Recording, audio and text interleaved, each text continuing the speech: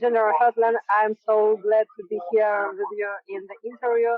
Thank you for this opportunity. And I would like to ask you, Mr. Hertling, why is professional development like this case study important? And what role did studying and working with foreign allies like as Ukraine play in your professional development experiences as a cadet and as a young officer? Well, first of all, Katerina, it is a pleasure to be with you, and I'm honored to be speaking with you on behalf of all of the United States to our partners in Ukraine. The last part of my career, especially the last 5 or 6 years, I developed some great relationships with Ukrainian soldiers. My good friend, General Vorobyov, who you know. So what, in answering your question, this is so critically important because when you're part of a profession, as we call the military, the profession of arms, it has some requirements with being a professional. You can't just say you're a professional soldier and not do the things that are required. One of the things that's required in being a professional, whether it's a soldier or a doctor or a minister or a lawyer, is you always have to learn and grow throughout the time in the profession. It's tied to leading. Uh, what we have in our Army doctrinal pamphlets in the United States is something we call the three-legged stool, and that professionalism is tied to leadership in three different ways. We learn new things and grow every day when we go to the schoolhouse and we receive formal education. You've experienced that being at the military academy in Ukraine. It's not only learning new things that you never knew about before, but it's discussion with your colleagues of different ranks, and even sometimes with government officials. Uh, that contributes to your professional growth in leading an infantry platoon or leading an army like I did at the end of my career of 90,000 soldiers. Uh, and in each step of that schoolhouse development, your teachers, your instructors, your coaches incorporate new things to help you expand your view of the profession.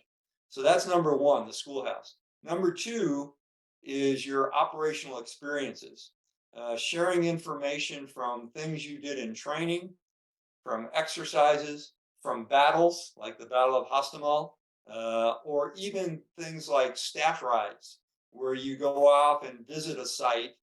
Like I know many people in the Ukrainian army are right now visiting sites in Irpin or Bucha to see what happened and how it happened to make sure it never happens again, but also to gain lessons from leadership.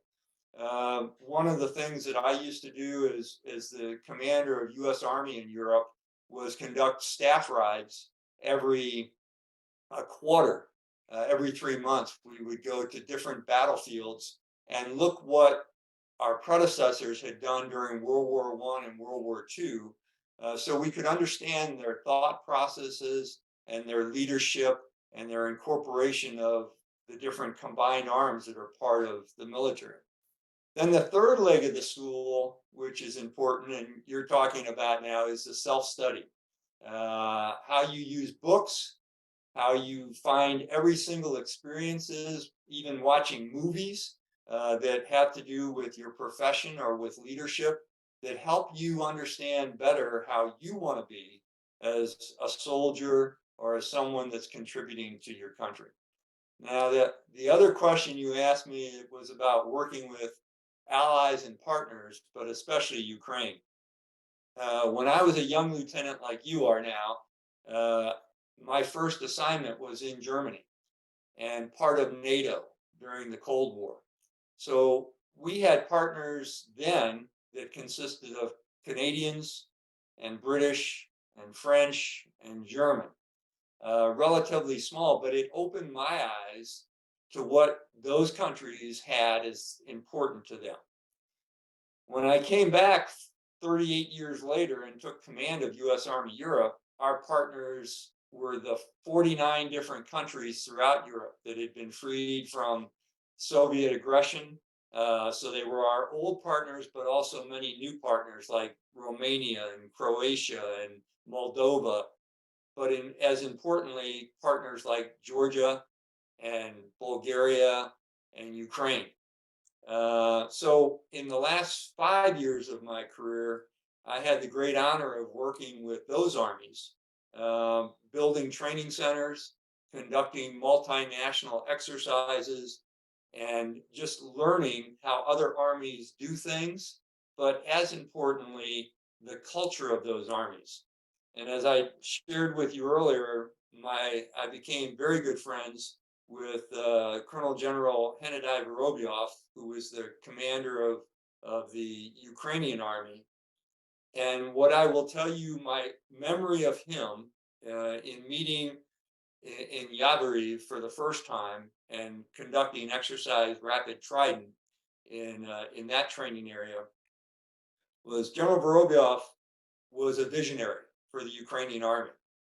He wrote his master's thesis and then his doctorate thesis starting in 2006 as the way to transform the Ukrainian army into the Western style force that it has become, with professional officers like you, with professional NCOs that is making all the difference on the battlefield today, with the incorporation of new equipment, and with the establishment of doctrine.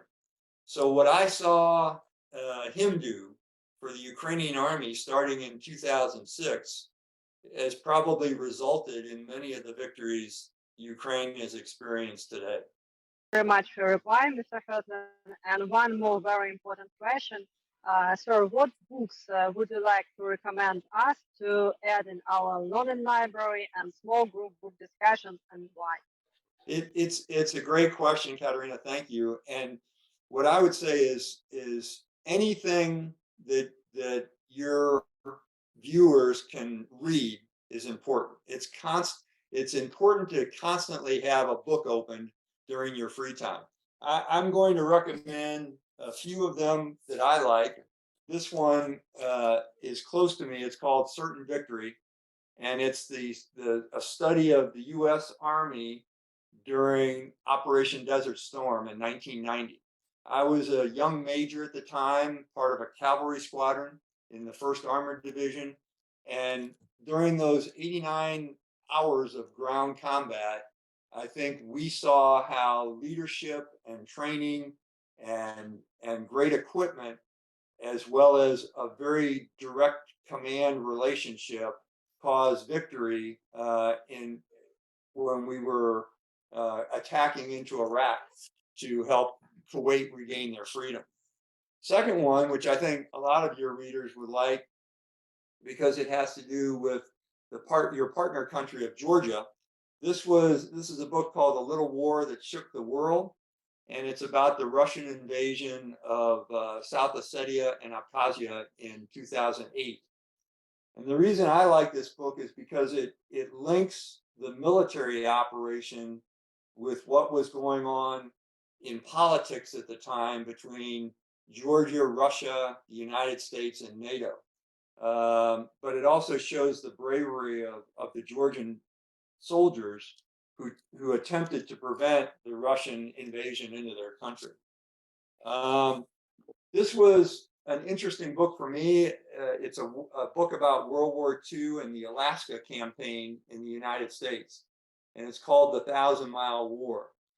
And the reason I like this so much is because it showed the effects of weather and climate and terrain, as well as the desire for great logistics to help a country, in this case, the United States Army, fight against the Russia. It also has some very good maps and some great pictures of how soldiers were fighting in just extreme weather and had to care for their equipment when they did that. And I think it's applicable to what is happening in Ukraine during this winter right now. The last one is a book that's published by our government, and I've had some discussions with people in the Ukrainian army that they need to start looking at doing these same kind of things from their Center of Military History. And it's just a study of all the battles in one edition of World War II in the U.S. Army. And I think it would be important for some of your young listeners and your young lieutenants and soldiers to understand that history plays a part in learning and further developing your military and your profession. Thank you very much, Mr. Hertling. It's very interesting and very useful for us. Thank you, Thank Katerina. you very much for your experience.